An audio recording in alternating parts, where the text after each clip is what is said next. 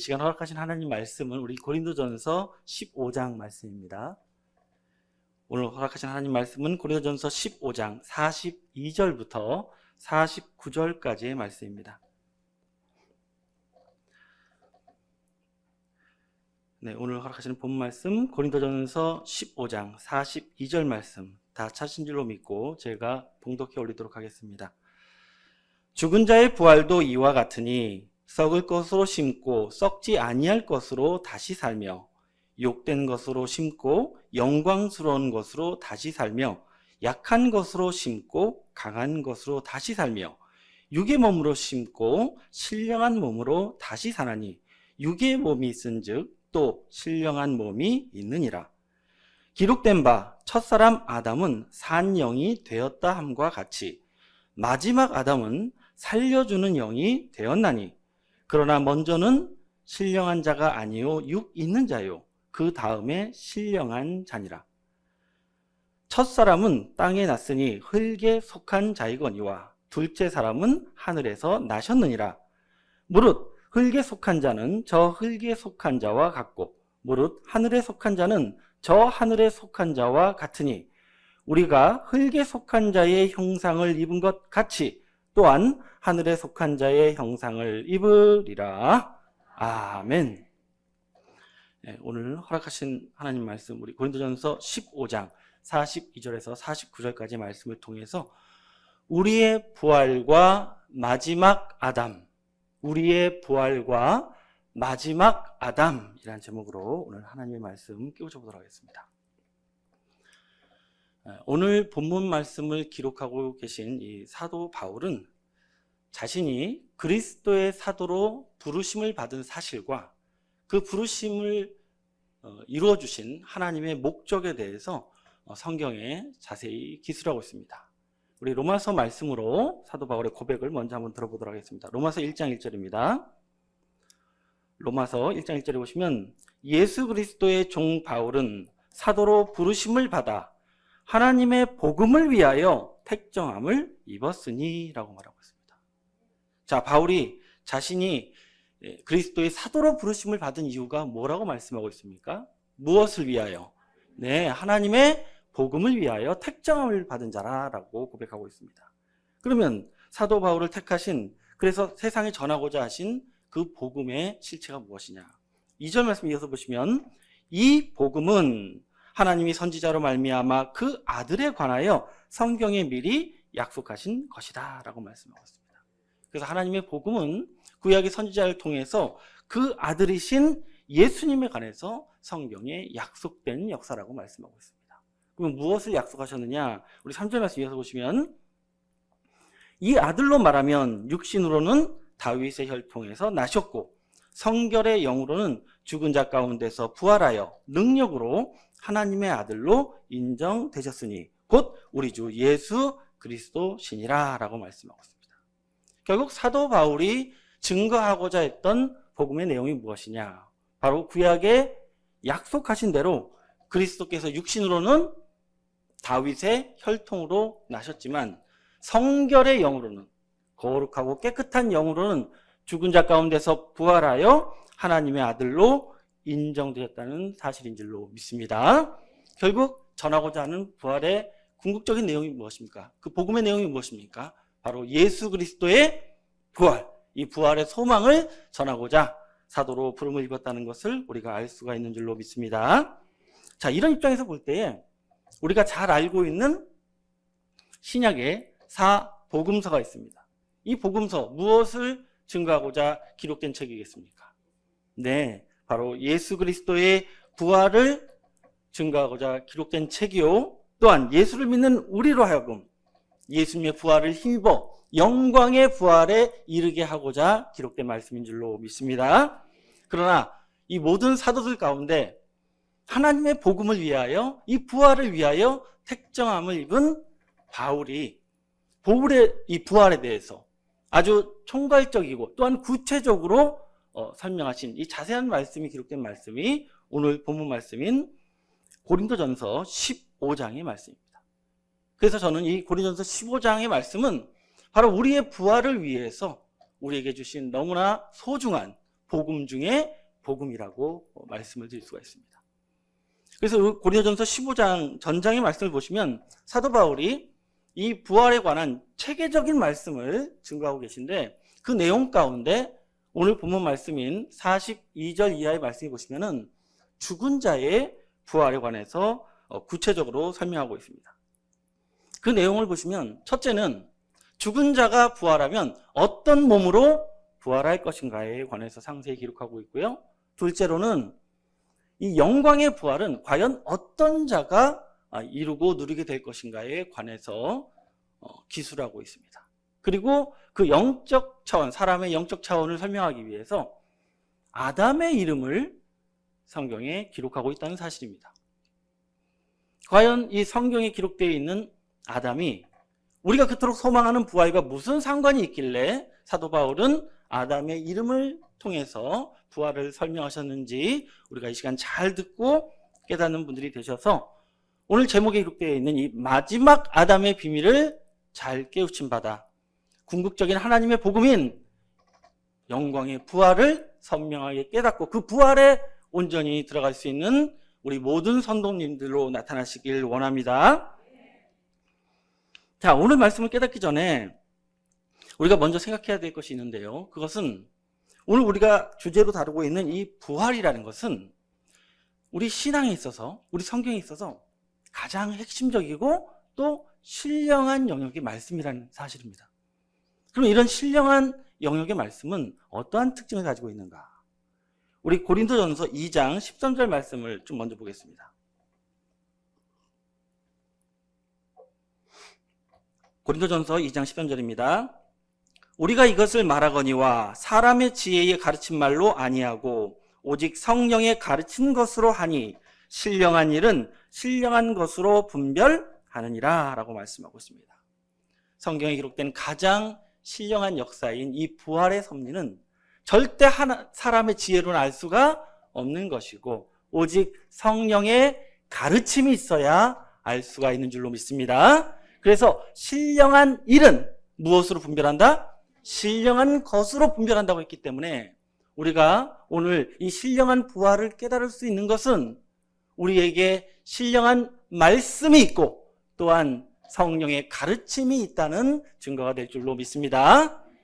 그러나 우리 14절 말씀 이어서 보시면 육에 속한 사람은 하나님의 성령의 일을 받지 아니하나니 저희에게는 미련하게 보이며 또 깨닫지도 못하나니 이런 일은 영적으로야 분변함이니라 라고 말씀하고 있습니다. 오늘 신령한 부활에 관한 말씀을 듣고자 하는데 만약 우리 가운데 육체에 속한 자가 있다면 이 신령한 말씀을 어떻게 본다는 거예요? 미련하다라고 볼 거라는 것입니다. 부활 믿으면 되지 뭐 그렇게 따지는가 라고 생각하고 이 말씀을 받지도 깨닫지도 못하겠지만 오직 영에 속한 사람은 이 신령한 말씀을 능히 받을 수 있고 또한 깨닫게 될 줄로 믿습니다. 부디 오늘 이 자리에 계신 모든 분들이 영에 속한 자들로 함께 하셔서 이 신령한 부활을 온전히 깨닫고 받고 또한 누리는 저와 여러분이 되시길 원합니다. 자, 그러면 사도 바울이 이 죽은 자의 부활에 관해서 어떻게 설명하고 있는지 우리 본문 말씀 읽으면서 자세히 확인해 보도록 하겠습니다. 고린도전서 15장 42절 말씀입니다. 죽은 자의 부활도 이와 같으니 썩을 것으로 심고 썩지 아니할 것으로 다시 살며 라고 말씀하고 있습니다. 자, 죽은 자의 부활, 어떠한 몸으로 부활하느냐? 썩을 수 있는 몸으로 묻히지만 썩지 아니하는 몸으로 다시 사는 것이 부활이라고 말씀하고 있습니다. 이런 입장에서 볼 때에 우리가 구약에 나오는 엘리야가 살렸던 사렙다 과부의 아들이 살아난 사건, 또 예수님께서 죽은 나사로를 살린 사건은 사실은 썩을 몸으로 다시 산 것에 불과합니다. 그러면 참된 부활이 아닌 줄로 믿습니다. 어떤 몸으로? 썩지 않는 몸으로 부활하여야만 부활인 것입니다. 또한 우리 43절 이어서 보시면 욕된 것으로 심고 영광스러운 것으로 다시 살며 약한 것으로 심고 강한 것으로 다시 살며 라고 말씀하고 있습니다. 그러니까 사람이 이 천하고 또 약한 것으로 심을 수밖에 없고 그것으로 묻힐 수밖에 없지만 부활할 때는 영광되고 강한 몸으로 부활하게 된다고 약속하고 있는 줄로 믿습니다. 그럼 결론적으로 어떤 몸으로 부활하느냐? 우리 44절 이어서 보시면 육의 몸으로 심고 신령한 몸으로 다시 사나니 육의 몸이 있은즉 또 신령한 몸이 있느니라 라고 말씀하고 있습니다. 그래서 결론적으로 우리가 육신의 몸으로 묻히겠지만 부활할 때는 신령한 몸으로 다시 사는 것이 부활의 정의가 되는 줄로 믿습니다. 그래서 이 부활은 현재 우리 몸과는 비교도 할 수 없는 영광된 신령한 몸으로 나타난 것이기 때문에 이 부활은 현재 우리의 육체에 상관된 것이 아니라 바로 영적인 역사라고 성경은 가르쳐주고 있는 줄로 믿습니다. 자, 우리가 부활의 섭리를 더 자세히 이해하기 위해서 우리 고린도전서 15장 35절 말씀을 좀 이어서 보도록 하겠습니다. 고린도전서 15장 35절입니다. 누가 묻기를 죽은 자들이 어떻게 다시 살며 어떠한 몸으로 오느냐 하리니 라고 말씀하고 있습니다. 자, 부활을 논할 때 가장 중요한 질문이 있는데 그것이 뭐냐면 죽은 자가 어떠한 몸으로 부활할 거냐는 거예요. 근데 이 질문에 대한 대답을 깨닫기 위해서는 우리가 무엇을 알아야 되냐? 자, 우리 37절 말씀 이어서 보겠습니다. 고린도전서 15장 37절 보시면 또 너의 뿌리는 것은 장래의 형체를 뿌리는 것이 아니요 다만 밀이나 다른 것의 알갱이 뿐이로되 하나님이 그 뜻대로 저에게 형체를 주시되 각 종자에게 그 형체를 주시느니라 라고 말씀하고 있습니다. 자, 사도 바울은 우리가 어떠한 몸으로 부활할 거냐에 대해서 자세히 설명하기를 마치 사람의 농사와 같아서 사람이 농사를 지을 때 어떤 밀이나 작은 알갱이를 심지 않습니까? 처음부터 뭐 다 자란 벼를 심고 뭐 열매가 잔뜩 열린 나무를 심는 게 아니잖아요. 그런데 추수 때는 어떻습니까? 그 심었던 밀이나 알갱이와는 비교할 수 없는 풍성한 본체와 또 아름다운 열매를 맺는 것처럼 부활은 우리가 장래 형체를 뿌리는 것이 아니라고 설명하고 있습니다. 부활은 우리가 장래 형체를 뿌리는 게 아니라는 거예요. 왜 그렇습니까? 우리가 육신적으로 뿌리는 것에 비하자면 너무나 비교할 수 없는 아름답고 풍성한 영광된 장래의 형체를 얻는 것이 부활이라고 우리에게 알려주고 있는 줄로 믿습니다. 그리고 중요한 것은 우리가 그러면 심어야 돼요. 뿌려야 됩니다. 그러면 우리가 영광의 부활, 신령한 몸으로 부활하기 위해서 심는 그 밀이나 알갱이 도대체 무엇이냐는 것입니다. 그것에 대해서 사도 바울이 설명하고 있는 말씀인데요. 이 밀이나 알갱이라는 것은 우리의 사람의 육신적인 부분이 아니라 바로 영적인 부분이라는 것을 알아야 될 줄로 믿습니다. 그러니까 다시 말하면 사람이 하나님 앞에 어떤 영의 상태의 사람으로 나타나냐에 따라서 우리의 영광된 부활이 결정될 수 있다고 말씀하고 있는 것입니다.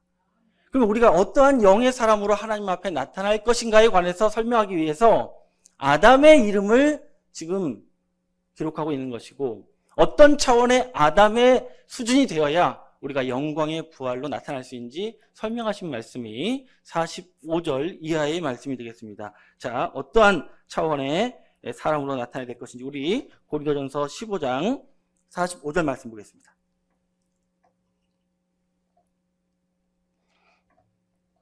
(45절입니다) 기록된 바 첫사람 아담은 산영이 되었다 함과 같이 마지막 아담은 살려주는 영이 되었나니 라고 말씀하고 있습니다. 자, 이 말씀해 보시면 사도 바울은 사람의 영적 차원을 설명하기 위해서 아담을 예를 들어서 설명하고 있습니다. 그래서 뭐라고 말씀하고 있습니까? 기록된 바 첫사람 아담은 어떤 영이래요? 산영이라고 말씀하고 있습니다. 창세기 2장 7절 말씀에 그 코에 생기를 불어넣으시니 사람이 생명이 된지라 라는 말씀을 인용해서 첫사람 아담은 영이 산자였다고 말씀하고 있습니다. 그런데 사도 바울은 이 첫 아담만 존재하는 것이 아니라 성경에는 마지막 아담이 존재한다고 말씀하고 있어요. 어떤 아담이에요? 마지막 아담도 존재한다. 첫 아담이 알파적인 아담이었다면 오메가적인 최종적인 아담, 누구도 존재한다? 마지막 아담. 그럼 마지막 아담은 첫사람 이 산령과는 어떻게 다른 차원의 사람이냐? 우리 45절 하반절에 보시면 마지막 아담은 어떤 영이 되었나니? 네, 살려주는 영이 되었다라고 말씀하고 있습니다. 살려주는 영, 죽은 자를 살려줄 수 있는 영이라는 거예요. 여러분, 살려주는 영이 있다는 것은, 이것이 필요하다는 것은 무엇인가 죽은 상태가 있는 것이고, 죽은 상태를 다시 살게 하는 것은 곧 부활이기 때문에 이 살려주는 영은 다르게 말하면 부활의 영이라고 말할 수 있고, 죽은 영의 사람을 다시 살려줄 수 있는 존재의 사람이 있는데 그게 누구다? 마지막 아담이라고 말씀하고 있습니다. 그래서 성경에 이렇게 첫 아담만 있는 게 아니라 마지막 아담도 있는데 사도 바울은 또 다른 아담이 존재한다고 말씀하고 있습니다. 우리 본문 말씀 47절 말씀을 좀 먼저 보겠습니다. 고린도전서 15장 47절에 보시면 첫 사람은 땅에서 났으니 흙에 속한 자니거니와 둘째 사람은 하늘에서 나셨느니라 라고 말씀하고 있습니다. 자, 첫 사람과 마지막 아담만 존재하는 게 아니라 몇째 사람도 있어요? 자, 첫 사람 아담을 첫째 아담이라고 말한다면 둘째 사람은 어떤 사람이에요? 예, 둘째 아담도 존재한다고 성경은 말씀하고 있습니다. 그래서 성경에는 영적 차원으로 볼 때에 이렇게 세 가지로 구별되는 아담이 존재한다는 거예요. 근데 중요한 것은 우리는 지금 무엇을 깨닫고 있습니까? 지금 부활을 논하고 있습니다.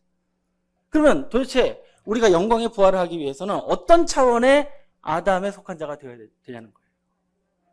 자, 어떤 차원의 사람이 부활할 수 있는지 우리 46절 말씀으로 확인해 보겠습니다. 우리 46절 말씀 보시면 그러나 먼저는 신령한 자가 아니요 육 있는 자요 그 다음은 어떤 자니라?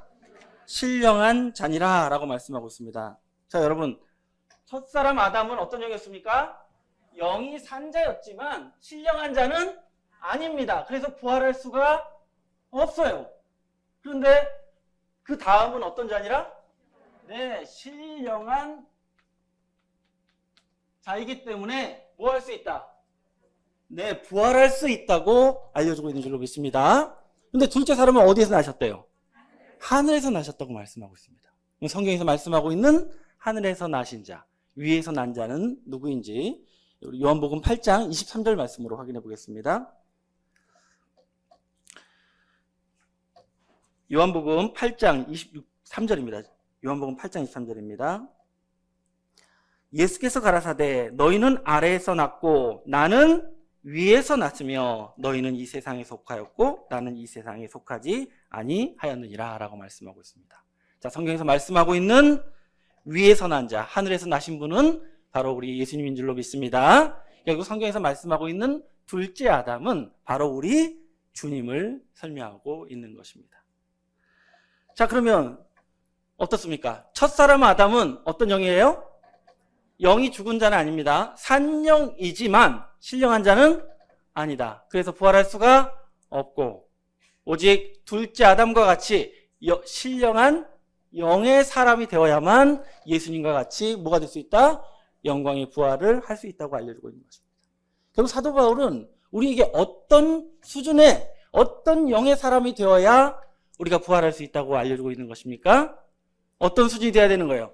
산영의 차원에 머물러서는 안 되고 신령한 영, 우리 예수님과 같이 영광의 부활할 수 있는 신령한 자가 되어야 한다고 가르쳐주고 계신 줄로 믿습니다. 자, 그럼 과연 우리가 신령한 영이 되어야만 주님의 부활의 열매가 될 수 있느냐? 신령한 자로서 우리를 위해 십자가를 감당하신 예수님의 말씀으로 확인해 보겠습니다. 우리 요한복음 12장 24절 말씀 보겠습니다. 신령한 예수님께서 왜 십자가를 감당하셔야 됐는지 예수님의 말씀으로 확인해 보겠습니다. 24절에 보시면 내가 진실로 진실로 너희에게 이르노니 한 알의 밀이 땅에 떨어져 죽지 아니하면 한 알 그대로 있고 죽으면 많은 열매를 맺느니라 라고 말씀하고 있습니다. 자, 예수님의 죽으심과 부활하심은 무엇을 목적으로 한 역사였느냐?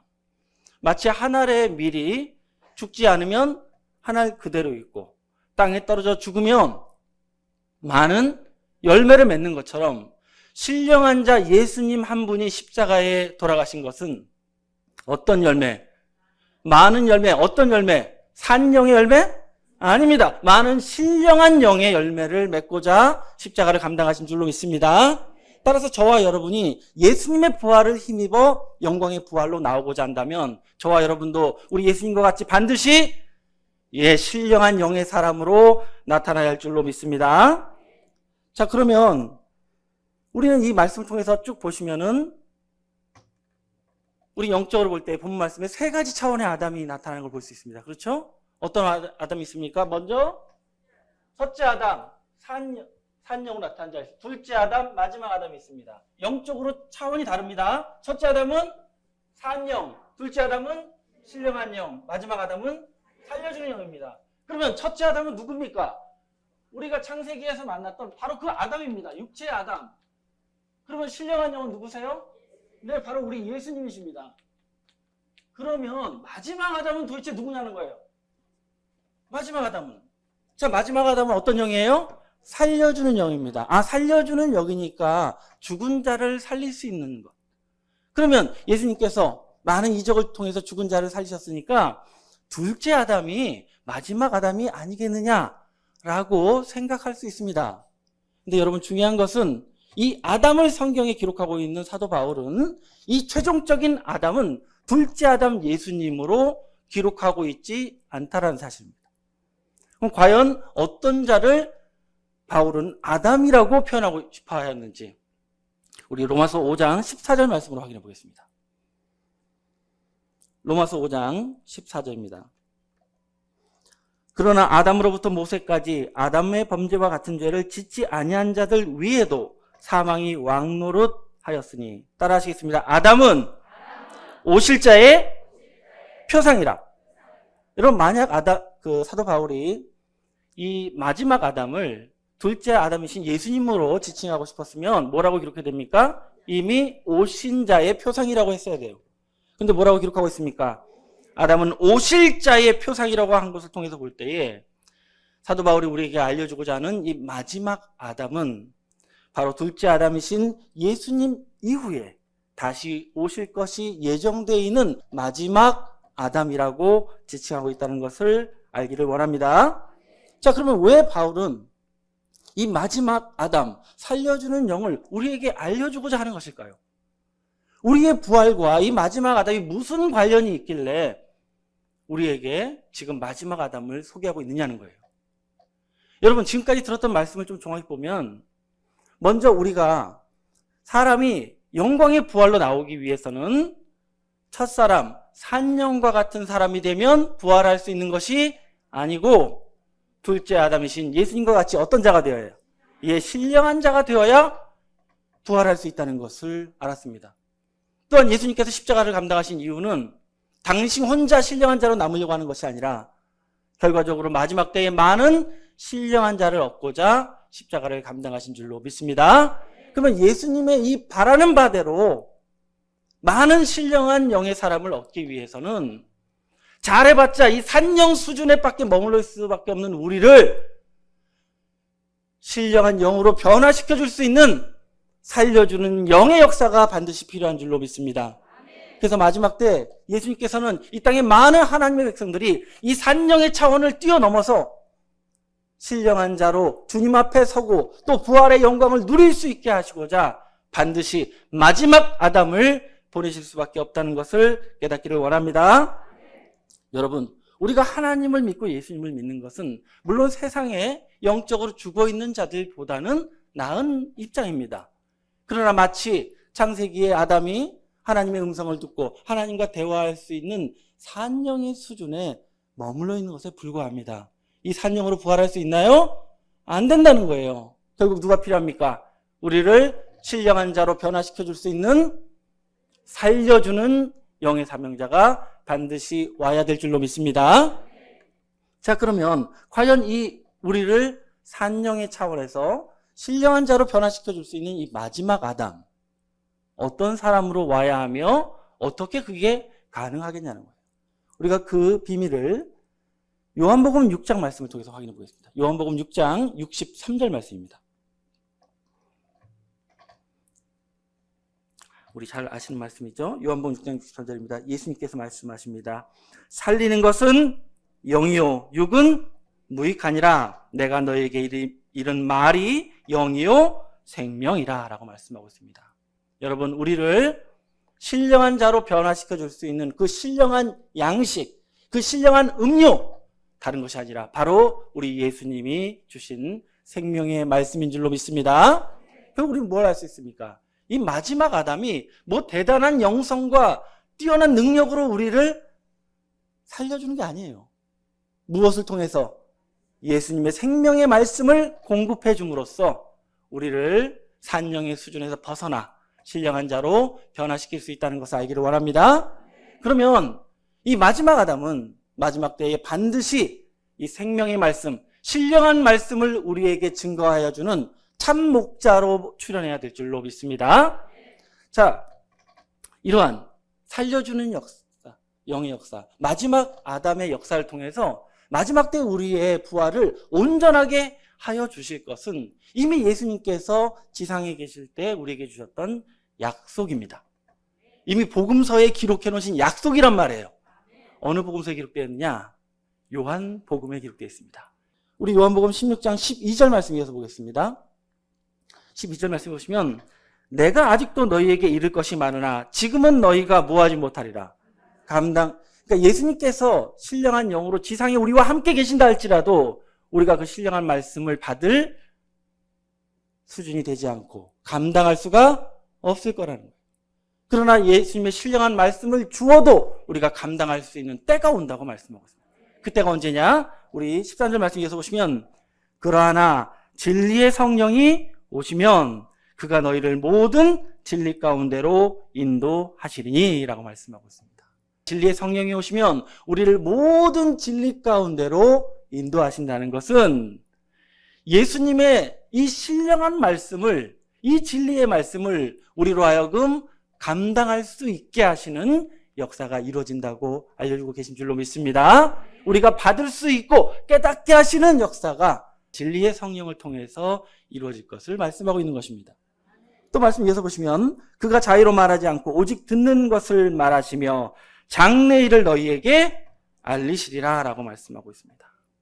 여러분, 우리가 신령한 하나님의 말씀을 받으면 무엇을 알게 돼요? 장래일을 알게 됩니다. 우리 믿는 자들의 궁극적인 장래는 바로 부활에 참여하는 것인 줄로 믿습니다. 부활 중에서 가장 아름다운 부활, 몇째 부활? 첫째 부활이죠. 계시록 20장 6절 말씀에 있는 첫째 부활. 감히 사람이 거룩하다, 복되다 칭함받을 수 있는 그 부활을 소망하게 된 자가 되셨다면 여러분은 이미 신령한 말씀을 감당하고 계신 분들인 줄로 믿습니다. 자, 그럼 제가 묻겠습니다. 진리의 성령 왜 오셨습니까? 무엇하러 모시겠습니까? 잘해봐야 산령밖에 될 수 없는 우리를 영광의 부활에 이를 수 있는 신령한 자가 되게 하시기 위해서 진리의 성령이 우리에게 오시는 줄로 믿습니다. 그래야 예수님이 바라시는 대로 이 땅의 많은 자들이 산령의 자리를 떠나서 신령한 자의 자리로 옮겨서 신령한 열매들이 맺어지게 될 줄로 믿습니다. 그래서 마지막 때 반드시 이 아담이 필요하기 때문에 성경은 무슨 아담? 마지막 아담이라고 지칭하고 있다는 것을 알기를 원합니다. 진리의 성령의 역사가 바로 오실 자의 역사인 줄로 믿습니다. 자, 그러면 당신들은 무엇을 근거로 이 마지막 아담을 통해서 신령한 자로 변화되고 있다고 말할 수 있느냐? 그 증거가 뭐냐? 이렇게 묻는다면 우리는 뭐라고 말할 수 있어야 되겠습니까? 그 증거가 여러분에게 있습니다. 여러분이 산령의 자리를 떠나 신령한 자로 변화되고 있는 증거가 있단 말이에요. 우리 로마서 5장 19절 말씀으로 확인해 보겠습니다. 로마서 5장 19절 말씀해 보시면 한 사람의 순종치 아니함으로 많은 사람이 죄인 된 것 같이 한 사람의 순종하심으로 많은 사람이 의인이 되리라 라고 말씀하고 있습니다. 자, 여기서 말씀하고 있는 순종치 않은 한 사람은 바로 산령이었던 아담을 지칭합니다. 죄인으로 나타난 아담을 지칭한 것이고, 순종하신 한 사람은 죄와 상관없이 의인으로 나타나신 우리 예수님을 가리키고 있습니다.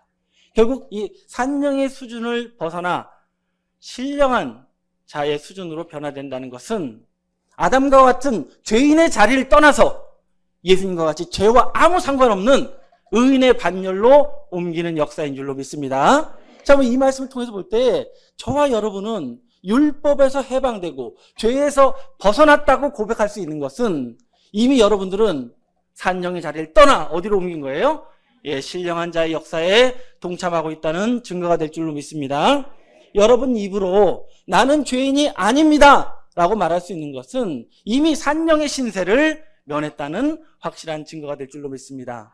여러분, 우리 이쯤 되면 이제 우리가 좀 확실하게 분별한 삶을 살아야 됩니다. 무엇을 해야 된다고요? 분별을 해야 돼요. 사람들도 우리를 분별할 수 있어야 됩니다. 어떻게 그러냐? 우리 다시 아까 보셨던 고린도전서 2장 13절 보겠습니다. 우리가 이것을 말하거니와 사람의 지혜에 가르친 말로 아니하고 오직 성령의 가르친 것으로 하니 신령한 일은 신령한 것으로 분별하는 줄로 믿습니다. 이 땅에 하나님의 부활의 역사, 신령한 자로 변화시켜주는 이 부활의 역사가 있는 신령한 교회가 어디냐고요? 무엇으로 분별한다고요? 마지막 아담을 통해서 우리가 신령한 자의 반열로 거듭날 수 있는 장소 어디인 줄 우리가 분별할 수 있습니까? 무엇으로 분별합니까? 교회가 크고 사람이 많이 오니까, 세상에 유명한 목자가 있으니까 그걸로 분별하나요?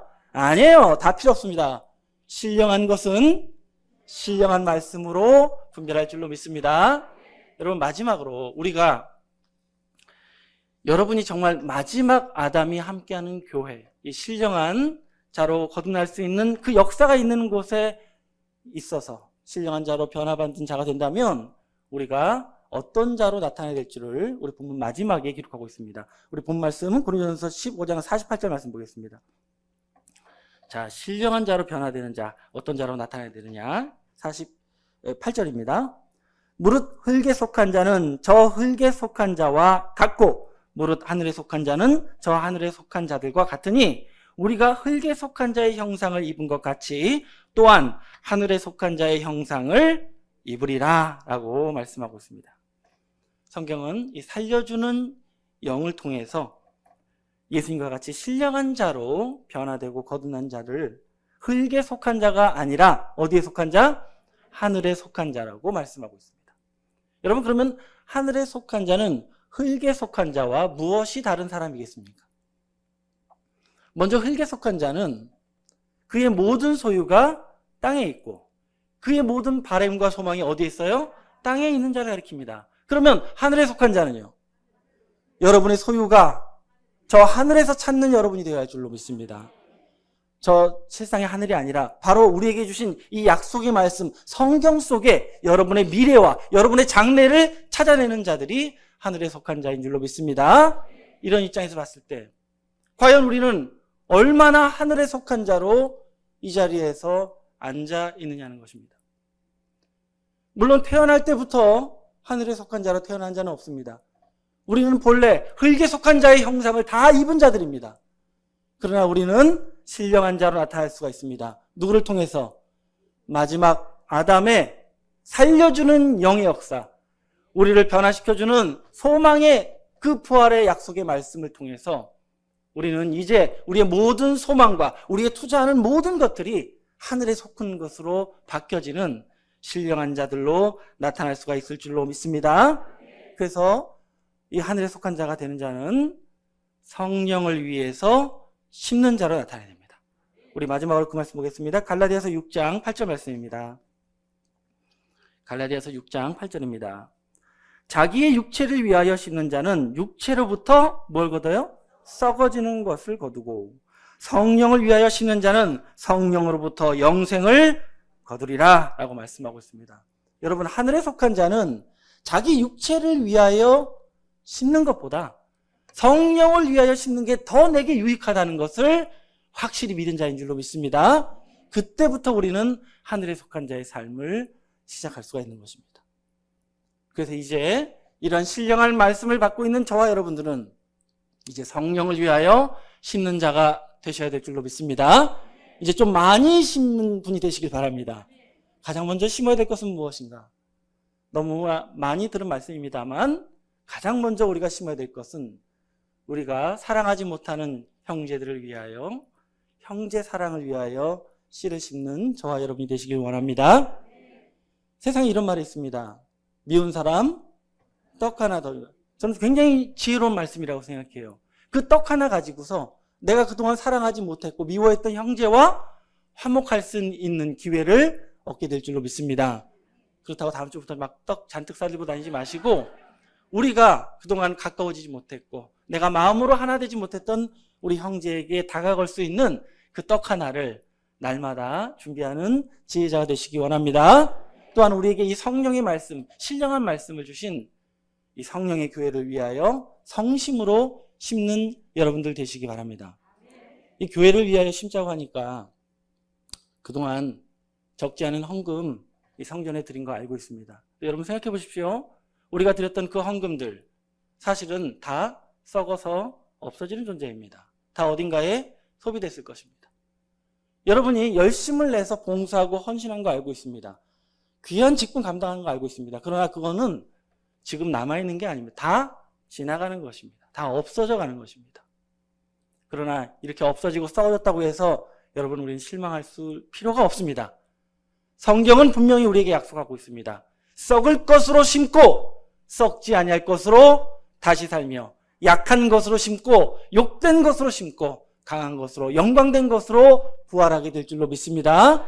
여러분이 심으신 모든 것은 그것이 연약하고 약하고 남들이 손가락질하는 거였다 할지라도 그 모든 것이 여러분의 부활의 약재료가 될 줄로 믿습니다.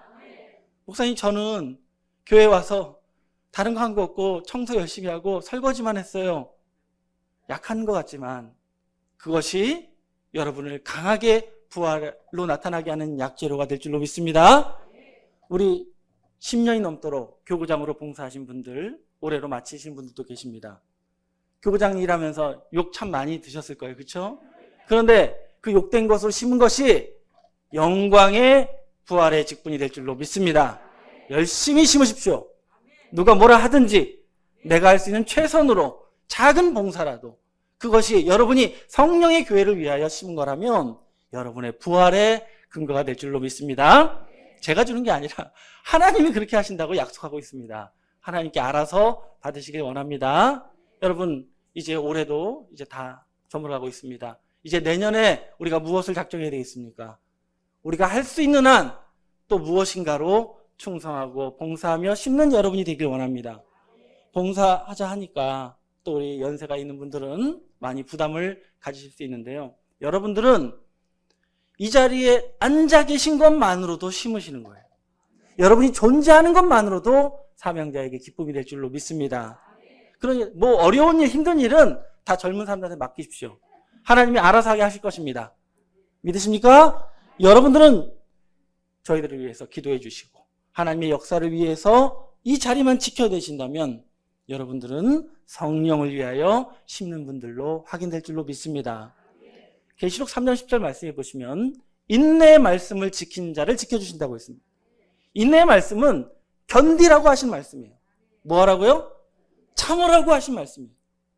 그럼에도 불구하고 힘들어도 누가 핍박을 해도 그럼에도 불구하고 뭐 하라고요? 참으라고. 여러분 지금 참고 이 자리까지 오셨습니다. 주님 나라 오실 때까지 참고 견디고 결국은 이기는 우리 성도님 전체가 되시길 원합니다. 그래서 성령을 위하여 심으신 만큼 영광의 부활로 축복받는 우리 성도님 전체가 되시길 바라면서 모든 말씀 마치도록 하겠습니다. 감사합니다.